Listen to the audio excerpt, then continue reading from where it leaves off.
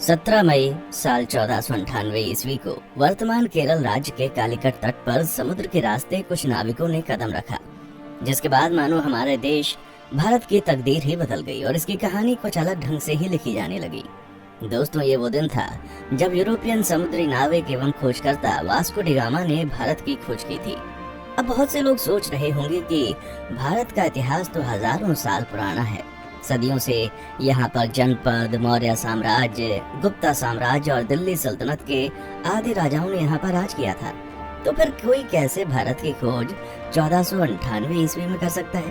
तो दोस्तों, आपको बता दें, भारत में सदियों से जितने भी आक्रमणकारी जैसे सिकंदर, मंगोल आदि आते थे, तो वह हमेशा भारत को पश्चिमी एशिया से जोड़ने वाले मशहूर रास्ते खैबर दर्रा से होकर आते थे।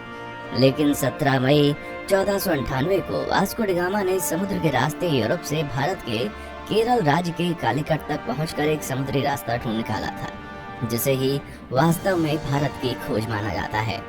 दोस्तों, आपको बता दें, उस समय भारत अपने कृषि उत्पादों के लिए बहुत ही ज्यादा मशहूर हुआ करता था। विशेषकर मसालों जैसे कि काली मिर्च, इलायची, दालचीनी आदि के लिए बहुत प्रसिद्ध था, जिस कारण उस समय भारत के साथ व्यापार करने के लिए यूरोप तथा अरब के देशों के बीच होड़ लगी रहती थी।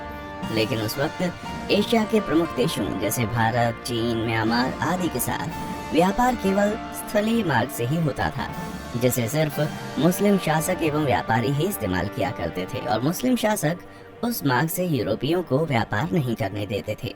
लेकिन जब यूरोपीय लोग भारत में आने के बारे में और यहाँ की दौलत के बारे में सुनते थे, तो वे भारत पहुँचने के लिए और भी उत्सुक हो जाते थे। इसलिए व्यापार मार्ग की समस्या को खत्म करने के लिए कई यूरोपीय देशों ने यूरोप और भारत के मध्य एक समुद्री मार्ग खोजने का प्रयत्न शुरू कर दिया।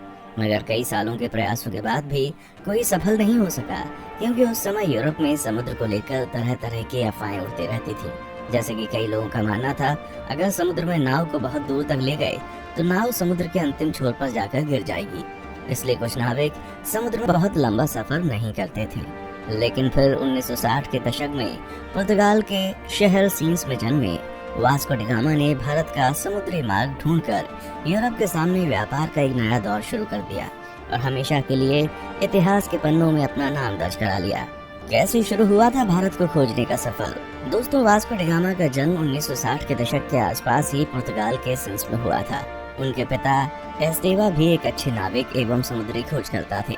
वास्को डी गामा का सारा बचपन। दोस्तों, आज के लिए बस इतना ही। फिर मिलते हैं एक और वीडियो में।